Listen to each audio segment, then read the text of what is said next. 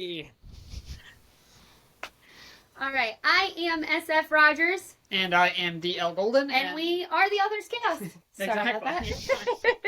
Yeah, this is the Author's Chaos. As usual, we are not professionals at this. Anything we say is just anecdotal, stuff that we've come up with, or stuff that our guests are saying. We're not giving any kind of advice. So, today we have Britt, who is our sister, and my editor.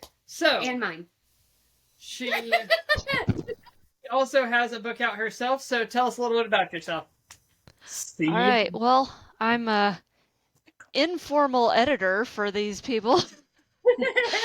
So I'm not a professional at that either, so anything I say is purely my opinion. Yeah, so I've grown up and always lived in the Midwestern United States. Went to school to become an engineer, so that's my day job. Just do the writing in my spare time. I don't know. I'm not good at talking about myself. Right. So you have a book out. What's it called? It is called Monstra Inter. It's about the zombie apocalypse. And Amazon does not like how it's spelled. No, because of plants. Yes, it's spelled Monstra, and Amazon really thinks you want Monstera, which is plants. So, fair enough. Yeah, it's about the zombie apocalypse. So, how long have you been writing? Really, probably only about 4 years or so, and the majority of it has been on Reddit. Nice. Yep. So do a lot of writing prompts on there. You're gonna say you wrote a lot of like short stories, or what was it? Yeah, the majority of them are very short. Most of the time under 1,000 words. I've done a couple of contests where you have to write an entire story in under 100 words, which can be quite a challenge sometimes. And I think the longest before this was maybe 4,000 words or something. So pretty short compared to the 70,000 word book. I say 70,000. Yeah. It's quite a task to jump from writing a short story or something like that to writing a novel. So, what made you move to that? Well, I had actually started this story on Reddit, a different version of this story. It wasn't from a prompt or anything, but I really wanted to write a zombie story, so I originally wrote a very short version of Abigail's part.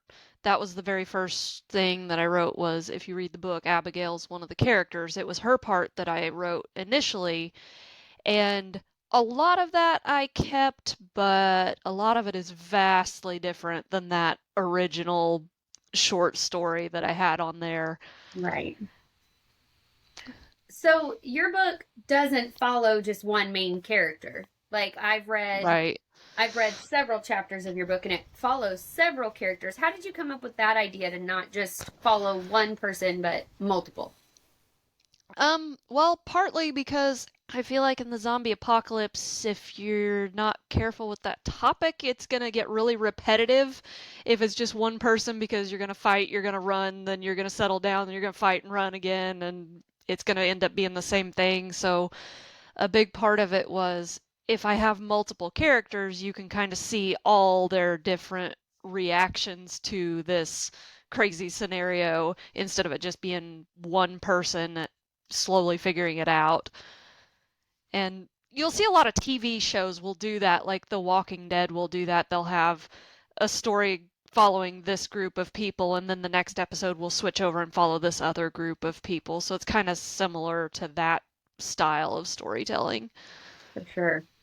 Yeah, and that gives you the ability to keep things fresh and not stale. I mean, again, your world has essentially collapsed, right? And so there's not a whole lot of stuff that they're going to be able to go out and do. They're not going to an arcade, one time, right, somewhere else another. I could see why that would be effective. has juggling that many different perspectives been hard? Somewhat. The way I actually wrote this thing, I didn't write it in the order that it is in the book. I actually, like I said, I had most of Abigail's stuff first. And so I had her, like half of her story basically done. And it was originally in first person view, so I ended up switching it to third person view later on as I started doing the book. But I had Abigail's like halfway written, and then I decided I'm going to go ahead and write Charlie's. So I wrote Charlie's entire thing next, like from day one all the way through to the end. And then I went on to, I think it was Eric and Leland and Evie, and wrote their story all the way out. So then I had an Excel spreadsheet where I had it listed out that Charlie does a thing on day one, and Charlie does a thing on day three, and Charlie does a thing on day whatever. And then all the other characters, they have something happening on day one and day seven and day 12. And so I have this great big spreadsheet that just has a list of who has what happening on which days so I could figure out how to interlace their stories together in a way that they didn't like happen in the wrong order where somebody meets a person before they've been introduced or whatever. Right. And so it was kind of a juggling act trying to line that out. That would be crazy to me to keep track of all of that. Like, I have a hard enough time with my own timelines, let alone with following 4 or 5 different characters. Yeah, having that many protagonists. Right. I mean, I have 3, and you've read through mine. I have 3, and the first book follows Cy, but the second's going to follow Amy. I can't imagine doing that in one story, crossing back and forth. It's got to be... You've got to plan a lot, I'm assuming, to not mess up other people's stories. Right, yeah. Because the stories do kind of cross over. Different people will meet the characters from the other storylines, so it was like you couldn't have them meet after the one person already died, so I kind of had to be careful about planning that out a little bit. That makes complete sense. So you're self-published. Was there ever a moment where you thought about going traditionally, or has it always been a self-published type thing for you? Yeah, I considered trying to go through a traditional publisher because if nothing else, like, that's just cool to be able to say somebody liked my book so much that they feel like they can invest in it and that it's worthy of putting out there, that it will make money. Like, that would be amazing to do that. But at the same time, I started looking into how you even do that. And I was reading stuff about send it to 15 different publishers at the same time and send them all with cover letters that are customized to each of those publishers, and explain to them how it's similar to these other books that they've published in whatever genre you're in, and it just ended up sounding like this whole second job of even just applying to these places that are probably the majority of them will turn you down anyway because they've got too many books to try and put out there. So it ended up sounding like so much of a hassle and so much heartache from the rejections that you're most likely going to get. And I just decided I'd rather just have my story out there. Maybe it won't do as well, but it's at least out there this way. I'm not relying on somebody else to have faith in it or whatever. Right. Yeah. You just get to put it out there. Yeah. And that's a really cool thing about self-publishing, I think. And Alaya, when she went self-published, I wasn't sure how hard it was going to be when I had to do it. But when she went through and she's like, oh, it's so easy to do. You can once you get the book written and get it all edited, you can just put it out there and then people have it and it's ready to go. It's a lot better, I think, than just waiting around for someone to tell you no on your stuff. And then you can keep whatever you want in it. You know, you have full creative control over it. And so that's really cool. Yeah, I wouldn't want to have to listen to somebody and change names or change locations or rewrite the story to suit them. So that was a big benefit of doing it just on my own, is being able to have all the creative control over everything. Right. Not so much red tape to have to walk through. Right. Yeah. So your current book, we know what it's about. It's a zombie apocalypse, right? Can you give us like a brief synopsis of what your blurb is, something like that? Yeah. So I'll just read off the blurb first. Here's my cover. Pretty awesome cover, I gotta say. One day, humanity is hurled into chaos as zombies appear throughout the world. These new monsters will chase for miles. They'll stalk and hide in ambush. They don't eat or drink. Their singular goal is to spread the infection to everyone and everything in their path. The few people who make it through the initial wave struggle to survive in this horrifying new reality. Will anyone learn to live in this new world, or will this be the end of humankind? And I tried to do it a little bit different than the traditional zombies. Like, they're not rising up out of the grave, kind of like old style zombies. It's more an infection that takes over the brain and causes somebody to act in these violent ways, sort of like rabies. Mm-hmm. That's cool. I like the idea. It's a nice twist on your traditional zombie apocalypse story, and that needs a nice twist. The zombies are very overplayed at times, and so I can see that. And I feel like after The Walking Dead and stuff, it's gone kind of stale with like what they do with zombies. Right. It kind of reminds me of the movie World War Z, where it's an infection that they're spreading. So and I super like the premise in that. So your book is very interesting to me. Okay. So, do you have any plans for sequels? Are there other books coming down the pipeline that people can look out for from you? As far as sequels, I don't know. I kind of tried to wrap it up in this one book. It may be something, a universe that I revisit eventually and write another thing, but it would kind of just be its own story in the same scenario, not really a continuation of the existing story. If I did, if anything, it might mention the characters that were still at the end of the first book and just kind of say where they are, but it would be its own thing if I did something like that. But I do kind of have an idea for a fairy tale based story, a very fantasy oriented thing. It's very, very early in the works, and I've just kind of barely started outlining some stuff right now, though, so I don't want to go too into detail about that, but I do have an idea out there anyway. Someone just commented on TikTok and said it sounds intense, and that I think that's one of the things that, like, Mom read it. And one of the first things she told me was that there was a scene where she was so engrossed in what was happening that somebody knocked on the front door and she jumped. Like, in the middle of the book, like, somebody knocked while she's reading because the character's, like, listening. And Mom goes, you know it's a good book when it's got so much of your attention that real life startles you. Right. So it's, I don't know. It's just cool to have a different form of writer in with all of us fantasy writers right now. Right. It's so interesting because you are you're essentially writing horror here, right? But you just talked that you might have some other stuff down the pipeline. Would you classify yourself as a horror writer, or would you say you just kind of write whatever you want to write? I wouldn't say necessarily stick with horror.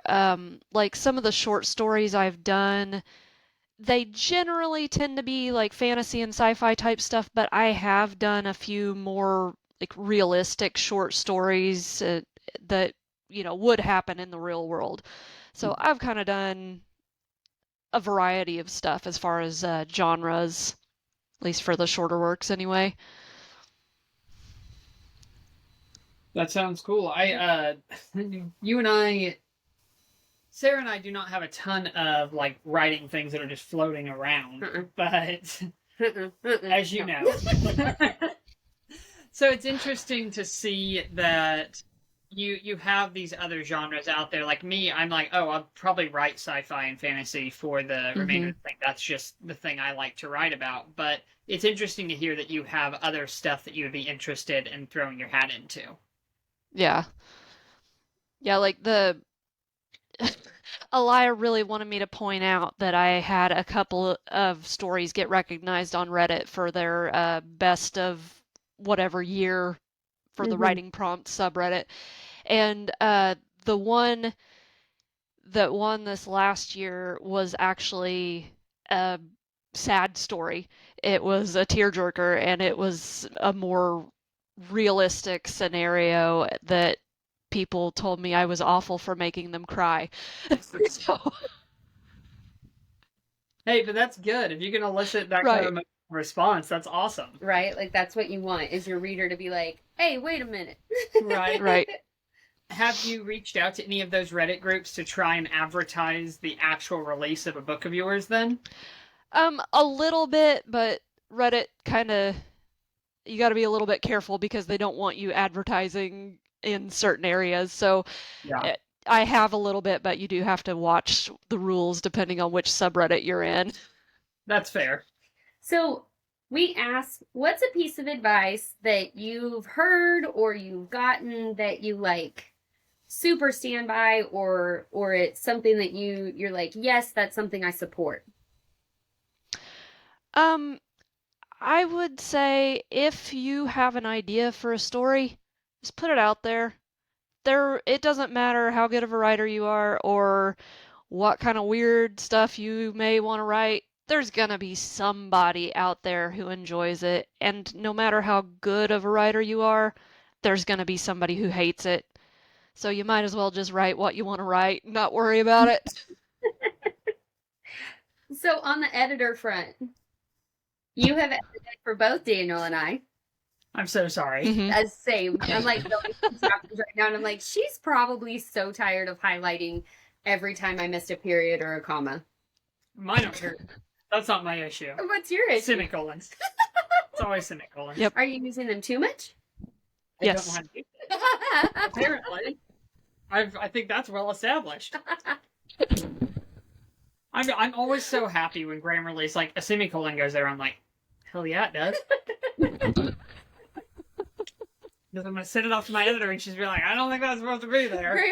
Grammarly humbled me so fast, and then I got Cassie's edits and I was like, oh, Grammarly was really nice to me. My thing Man, you make it sound like I'm so vicious. I'm over here giving you all these compliments. When I started going through the edits with the comments, like, you've left a bunch of like super cool ones, like, hey, I like this description here or whatever. But you just pull up the manuscript, let's say, and you highlight yellow for like if the word's misspelled or you missed a period or a comma or whatever. And I pulled up one of like the first chapters I ever pulled up. I looked at it, it was like, I'm a fraud. I can't even speak English. Look at all this yellow. And Daniel's like, Sarah, it's fine. Right.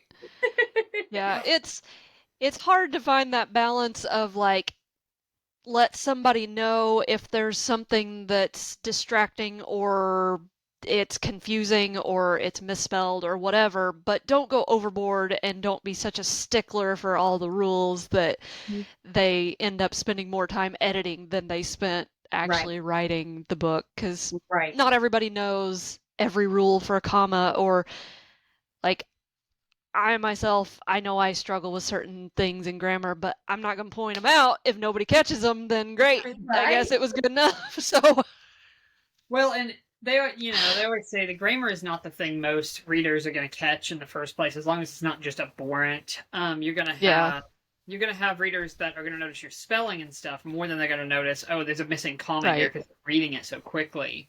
And I found it really funny that I didn't use Grammarly or anything. I just used spell check on Word for when I first sent my thing off to you, and I got that back, and I'm like, this is about what I expected.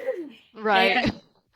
And, but your system of, you highlight stuff in green, red, and yellow, and that tells you which way it goes, whether it's your thought or opinion or it's an actual rule that's been broken. It is really nice and really useful. And we greatly appreciate it. Oh, for 100%. 100%. What I love is when she comments, she's left me a comment before where she's like, hey, so you introduced this character and then he just never showed back up. Like, what's happening? And I'm like, oh. Yeah. I didn't even kill him. He just poof into thin air, never showed back up. So Right. We've talked so much about the editing process here. Did you have an editor for your book, or did you self-edit yours since you're old, basically? Yeah, it was pretty much Grammarly, and then my husband Danny read through it for me, and he found like 3 or 4 things. He's not a big reader though, so I didn't expect him to find a whole lot, but that and Grammarly, and then just me going back through and reading it again, which boy, it's hard to self-edit your own stuff because your brain kind of auto-corrects it to like, well, I know what that's supposed to say, so, and you just kind of don't see it. Yeah. Yeah, I love when I make a correction to a word and I just keep going, and then I get it back from you and it's like, oh, that's the complete wrong word. It didn't tell you it was spelled wrong because you put a word in there, but it's not what you think it means. So that's that. It's interesting. I was wondering how yours ended up being edited because I knew you didn't have we don't have another editor amongst us that's as good as you are at it. So for anybody who's wondering, there's 4 of us. We do call ourselves the Runaway Daydreamers. We have a website, newsletter, and all that jazz. And Britt has been the editor. Right. For us. Find a name at the front of my book. Yeah. She edited Elias, ours, mine, and yours. She's actually currently going through mine. So good luck, Kathy. Thank you. She's at chapter 9, and it's only going to get worse from here. Were you surprised to find that most of your siblings, being 2 out of 4, I guess. 2 out of 4. Are other siblings. Yes, 2 out of 4 on this side. Yeah. Most of us are writing that we all enjoy writing, that we're writers. Yeah, that kind of was a surprise to come up because I remember I had told you guys a couple years ago that I was doing the stuff on Reddit, but you guys weren't like, hey, I'm writing a book too, or anything like that. So yeah. Well, almost done by that point, just so you're aware. I'm just like, I'm not telling her about this. It's not happening, so. Then I came in to ruin everything for Daniel. Yeah. It worked. It's out there now because of it, so. Yep. Yeah, she did blab. Yes, I did. I'm very proud of my blab, too, because it's a good book. Yeah. It's been so interesting to me because I started writing mine in 2020, and I'm like, well, I'll put this out if I put it out. And then Elia put hers out, and you told me you were writing stuff, and then Sarah's like, I'm writing a book. I'm like, well, okay. It's right. It's kind of gotten away from us. So when was your release date? July. I think I had the ebook up there where it was out on July 3rd, and then the physical books were on July 5th or 6th. Has it been easy to use? But you used KDP, right? Yes. Are you happy with KDP? Would you do something different next time around? So far it's been pretty easy on there, I think. I do want to use Ingram Spark eventually, but I haven't got around to that one yet. Just worrying about KDP for now. Come back to Ingram Spark later and worry about that when the time comes. But yeah, it really hasn't been too bad, but I also don't have any experience with anything else to compare it to, so I don't know if there's anything easier or harder or what. Well, and you went through and you bought like your own ISBN and stuff for your book, right? Yeah. Which is something I haven't done yet.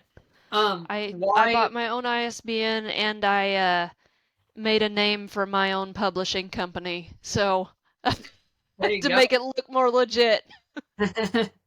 So what? Why buy the ISBN? What was the point in doing that? Because if you don't own your own ISBN, if you just get the free one, you are limited to only putting it on Amazon. You have to have your own ISBNs to be able to put it in multiple places. And so I just did that in preparation for being able to have it in multiple places. Okay. Yeah. And if it ever ends up in like an indie bookstore, you're going to need that ISBN, I'm right. assuming. Yeah. That makes sense. Emily says she didn't blab on you. Yes, did not. It was me. I will proudly say that. I did. Yep. I said, hey, did you know It was there. It was Sarah. It was me. It was all me. Well, like it worked out for the best of us, and your cover art looks absolutely incredible. Who did you use for your cover? I know, but for the people that are listening. Yeah, it was Alex Perkins of Perky Visuals, which is also who J.C. Bryce and D.L. Golden used. And who I will eventually use. he has been incredible to work with, really. I mean, he's awesome. I cannot say enough good things about him because all of our books are so different, and he has captured the essence of them so well in those covers that I'm definitely going to go back to him for the... Well, I remember you sent yours to us. We were actually out of town, and you're like, hey, check the group chat. And we went to it, and I pulled it up, and I was like, oh my gosh, this is so different, so cool. It's totally different from DL's, totally different from Elias. And just to see it was like, holy mackerel, that's Cassie's, that's Cassie's idea in art. It was really cool. Yep. So I've got it in hardback and paperback. Ooh. I got to do the hardback. The hardback's so pretty. Are you doing the hardback? Yeah, for the beautiful editions, I'm calling it for now. Right. Well, I think that's all of our questions for today. Is there anything you want to add there? Where can they find you on socials? I'm on Facebook and Instagram and TikTok. Let's see, I think I've got my link tree on our website and on Facebook. So if you want to find me, probably the easiest way is go to runawaydaydreams.com and click on my name up at the top, and then I've got my link tree on there, and all the Facebook and everything else is on there as well. Cool. Okay. Yep, so that's runawaydaydreams.com. You can find all of our stuff, actually, on there. If you're on TikTok, that link is available in the link on my bio, so you can go there and find it in my link tree. So. For sure. Well, I'm D.L. Golden. And where can they find your book? Every time. You can find my book Origins on Amazon. I do plan on coming out with a second edition sometime this year, which will be much prettier, but right now the original is up there on Amazon. And I'm S.F. Rogers. I don't have a book right now. I'm super glad that you joined us on the Author's Chaos, though. This will be live on YouTube, Spotify, Apple Music, Amazon Music. Subscribe, like us, share it with 100 of your friends so that they can share it with 100 of their friends. It'll be great. Yeah. We'd appreciate it. Buy C. Britt's book. Buy Daniel's book. They're both phenomenal. Well, the first one for sure. So. Yours is too, sir. But. Yours has dinosaurs, man. We will talk to you guys later.